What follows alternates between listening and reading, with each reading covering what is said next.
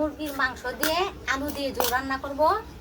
এখন আমি কড়াইটা বসাইলাম, তরকারির পরিমাণ মতন তেল দিচ্ছি।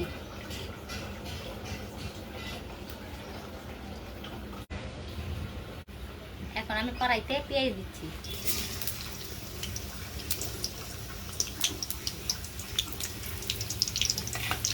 এখন আমি নেড়ে চেড়ে দিচ্ছি। এখন আমি আদা রসুনগুলা দিয়ে দিচ্ছি।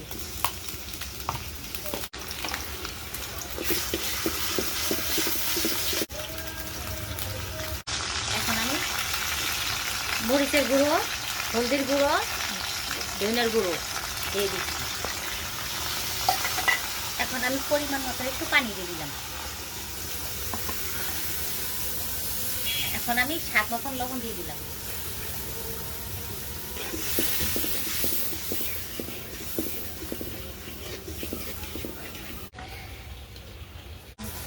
এখন আমি মুরগির মাংসটি দিয়ে দিলাম। এখন আমি একটু নেড়ে চেড়ে দিচ্ছি।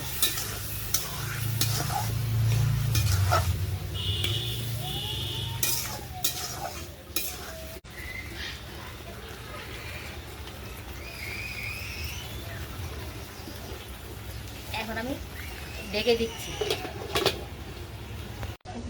এখন আমি ঢাকনাটা উঠাচ্ছি। এখন আমি এবার একটু নেড়ে চেড়ে দিচ্ছি। মাংসটা এখন আমি কষাইতেছি।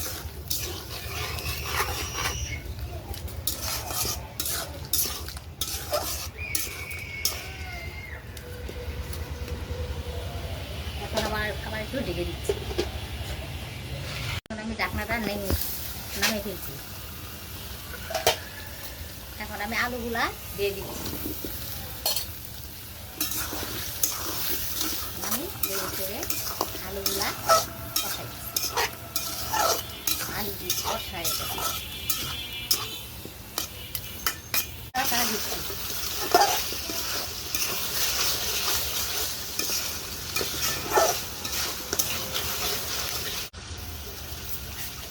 আমি পরিমাণ মতন এখন পানি দিচ্ছি।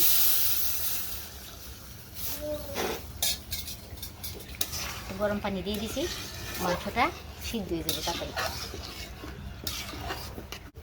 এখন আমি আবার ঢেকে দিচ্ছি। এখন আমি ঢাকনাটা নামিয়ে ফেলছি। পরিমাণ মতন গরম মশলার গুঁড়া দিয়ে দিলাম, আর পরিমাণ মতন একটু জিরার গুঁড়ো দিয়ে দিলাম। এখন আমার তরকারিটা হয়ে গেছে।